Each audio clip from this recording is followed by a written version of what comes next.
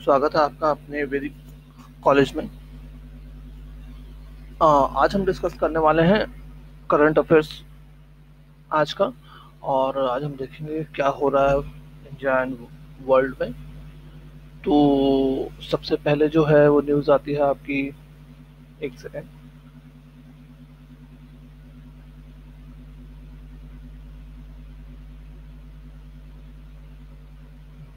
तो आज हम सबसे पहले न्यूज़ देखने वाले हैं फ्रेंड्स, स्वीडन की।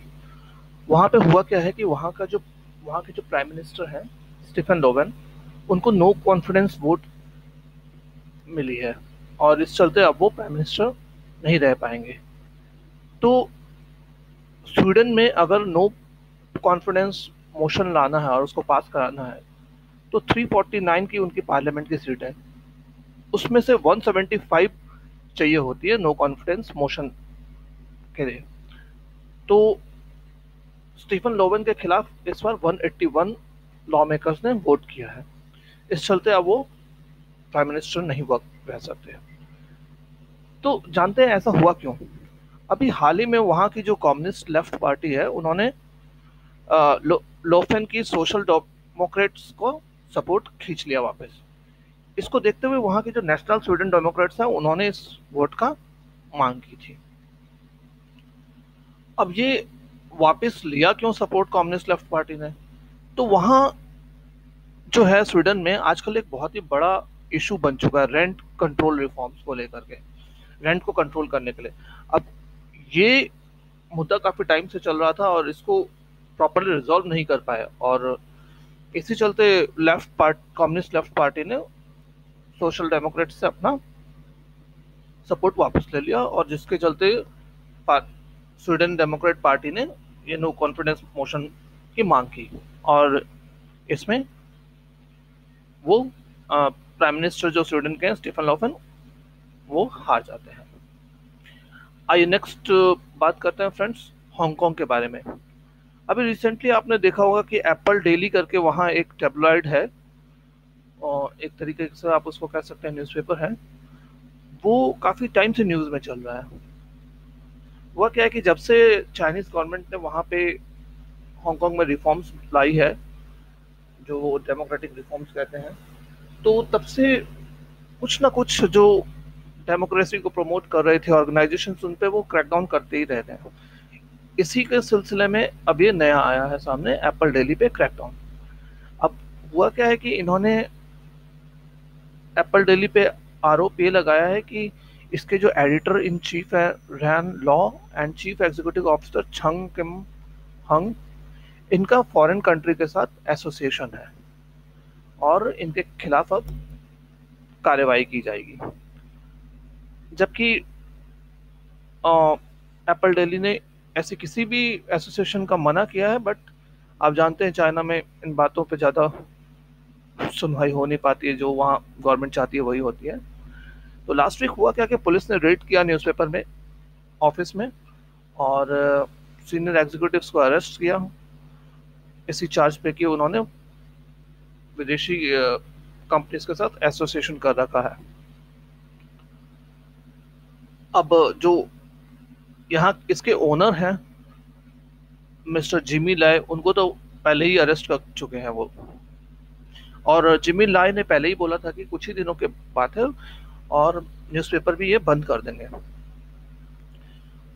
जब जब ये रेड हुई उसके बाद फिर एप्पल डेली ने अपने एम्प्लॉयज़ को बोला है कि अगर आप चाहते हैं तो रिज़ाइन दे सकते हैं और हम आपका रेजिग्नेशन एक्सेप्ट भी कर लेंगे, क्योंकि विद इन 2 और 3 डेज लेटेस्ट बाय फ्राइडे तक, कमिंग फ्राइडे तक ये चीज़ बंद हो जाएगी, इनका अखबार बंद हो जाएगा मे बी,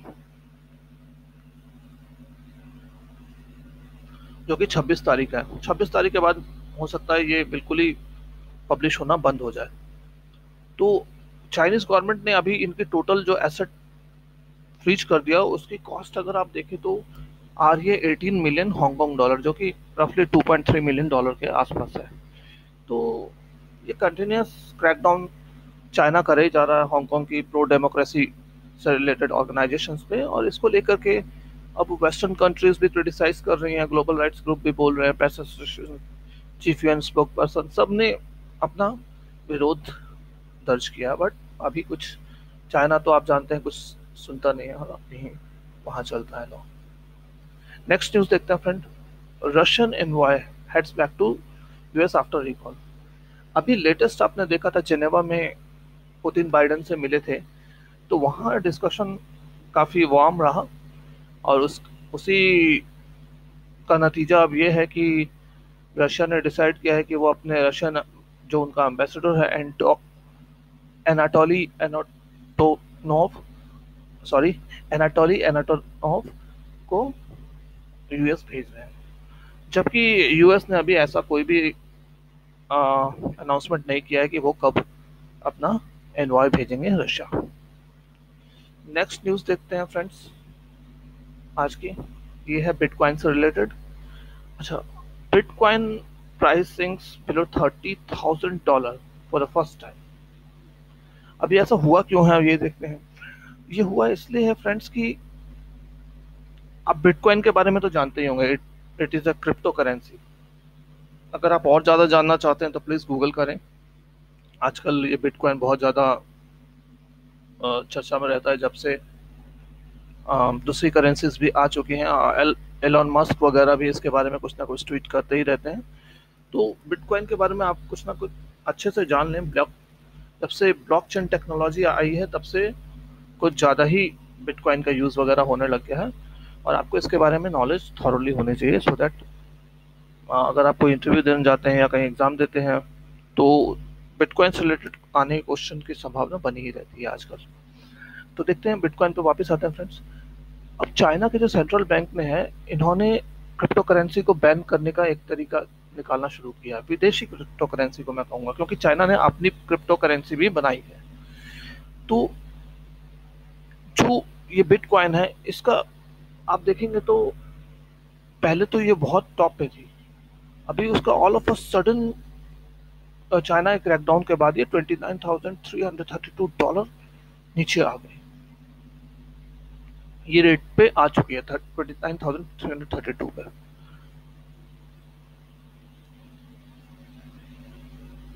तो चाइना के जो बड़े बड़े बैंक्स हैं, एग्रीकल्चर बैंक और आंट ग्रुप है जो कि अलीबाबा है। अलीबाबा का आप जानते हैं ओनर है जैक मा। अभी रिसेंट, इससे कुछ महीनों पहले जैक मा पे भी क्रैकडाउन हुआ था काफ़ी बड़ा। वो आईपीओ लाना चाहते थे और उन्होंने, चाइना ने उनका आईपीओ बंद किया, और उसके बाद अलीबाबा, अली पे भी, अली पे जो अलीबाबा ग्रुप का ही पार्ट है, आंट ग्रुप का, उस पर भी क्रैकडाउन हुआ था। तो इन लोगों ने अनाउंस किया है कि अब वो मॉनिटर करेंगे, ऐसे कोई भी अगर बिटकॉइन क्रिप्टो करेंसी का यूसेज वगैरह है तो वो उसको प्रमोट नहीं करेंगे, कोशिश करेंगे कि उसको रोक सकें। आइए, नेक्स्ट न्यूज़ है फ्रेंड्स हमारे पड़ोसी म्यांमार से रिलेटेड। आप जानते हैं जैसा कि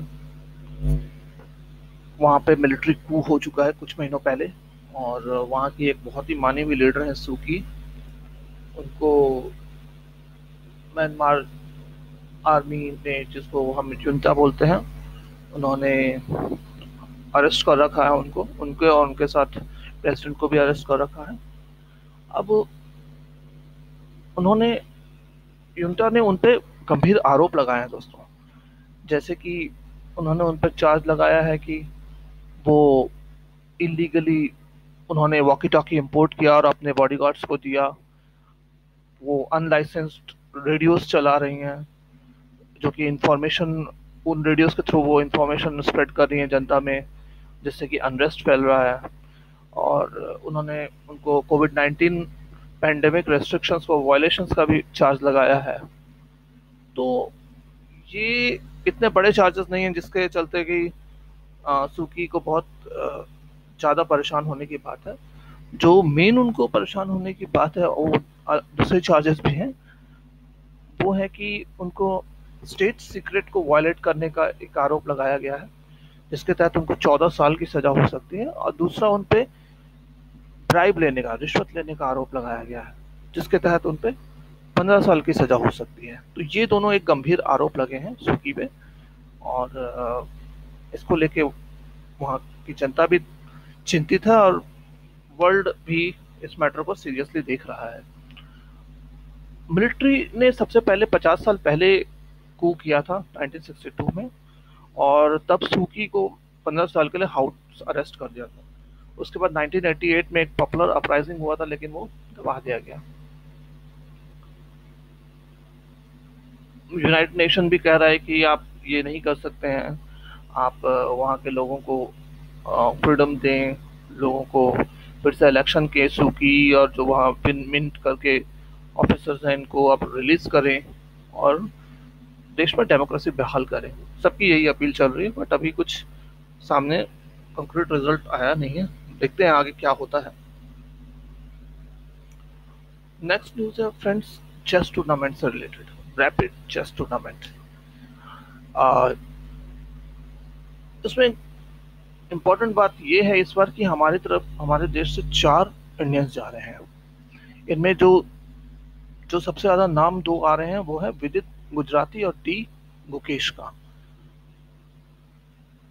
इस टूर्नामेंट में टोटल 16 लोग खेलेंगे, वर्ल्ड के अलग अलग जगह से, नॉर्वे से, नीदरलैंड से, यूएस से, चाइना से और आर्मेनिया से और दूसरे देशों से भी। तो इंडिया की तरफ से जो 4 लोग जा रहे हैं वो है विदित गुजराती, डी गुकेश, फिर हैं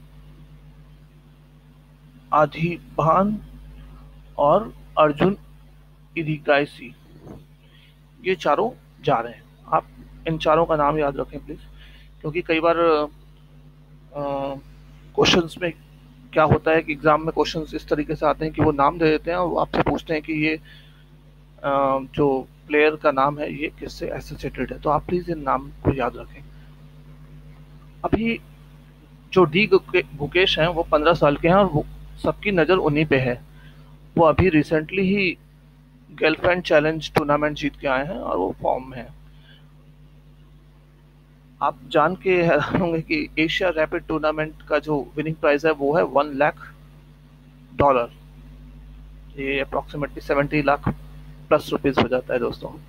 और ये ऑनलाइन प्ले होगा और ये ऑर्गेनाइज करता है मैग्नस ग्रुप। और ये गेम आप देख सकेंगे chess24.com एक प्ले जोन है वहाँ पे, और इसका टाइम कंट्रोल 15 मिनट का रहेगा। आइए देखते हैं नेक्स्ट न्यूज़ क्या है। नेक्स्ट न्यूज़ दोस्तों टोक्यो ओलंपिक से रिलेटेड है और हमारे रिप्रेजेंटेटिव से रिलेटेड है। अब हुआ क्या है कि आप देख रहे होंगे स्विमर श्रीहरि नटराज और माना Patel nominated for universality places in Tokyo Olympics. Sorry दोस्तों, प्रोनाउंसिएशन गलत हो गई। तो अब हम जानेंगे यूनिवर्सैलिटी प्लेसेस है क्या, आखिर ये होता क्या है ये सिस्टम।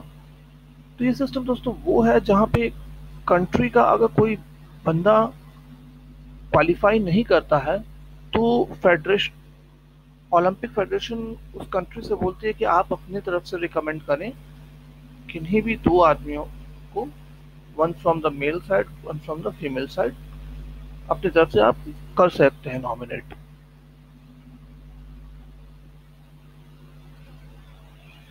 तो इंडियन ओलंपिक्स ने डिसाइड किया कि इस बार हम श्रीहरि नटराज और माना पटेल को भेजेंगे और ये दोनों 100 मीटर बैक स्ट्रोक इवेंट में करेंगे।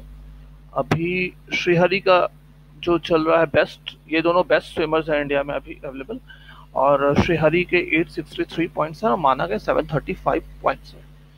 फ्रेंड्स, स्विमिंग का इतना आइडिया मेरे को भी नहीं है, अगर आप लोग जानते हो तो बेटर तरीके से समझ सकेंगे इन चीज़ों को। बट आपका यहाँ पे ये याद रखना है कि ये दोनों नाम आपको याद रहने चाहिए, ये ज़्यादा इम्पोर्टेंट है। अगली इम्पोर्टेंट न्यूज़ है कि legendary Carnatic musician Parassala B Ponnammal dies at 96। Friends, अगर प्रोनाउंसिएशन में कहीं गलती हो रही तो आई एम रियली सॉरी। हमारा मकसद यहाँ पे सिर्फ आपको इन्फॉर्मेशन पहुँचाना है, तो sorry for any wrong pronunciation. तो ये एक लेजेंडरी कार्नेटिक म्यूजिशियन है, उनका अभी देहांत हो गया, तो आप ये नाम जरूर याद रखें। अभी रिसेंटली ही यूएस नेवी ने अटलांटिक ओशन में एक बॉम्ब एक्सप्लोजन किया था और उसका वीडियो काफ़ी वायरल हुआ। ये रूटीन टेस्ट था, वो लोग करते ही रहते हैं टाइम टू टाइम, अपना आर्सनल्स को चेक करते रहते हैं, या आर्सनल्स जो पुराने हो जाते हैं उसको ऑफसेट करने के लिए वो करते रहते हैं इस चीज़ को। तो आप चाहें तो ये वीडियो सर्च करके देख भी सकते हैं। इन्होंने ये टेस्ट फ्लोरिडा से 100 माइल्स की दूरी पे किया था, और जब ये एक्सप्लोजन हुआ तो 3.9 मैग्नीट्यूड का एक रिक्टर स्केल पे अर्थक्वेक भी रिकॉर्ड किया गया। और जो एयरक्राफ्ट कैरियर इन्वॉल्व था उसका नाम है यूएसएस गेराल्ड आर फोर्ड। ये आप जरूर याद रखें फ्रेंड्स, ये इंपॉर्टेंट हो जाता है एग्जाम पॉइंट ऑफ व्यू से। तो आज का लेक्चर बस यहीं तक फ्रेंड्स, होप आपको पसंद आया हो, और मैं आपसे फिर से रिक्वेस्ट करूंगा कि आप इसी तरीके से देखते रहें, हमारा प्रोत्साहन बढ़ाते रहें, और चैनल को सब्सक्राइब करना बिल्कुल भी ना भूलें। यूट्यूब पे जाएं, यूट्यूब पे सर्च करें द वैदिक कॉलेज और हमें सब्सक्राइब जरूर करें। Thank you.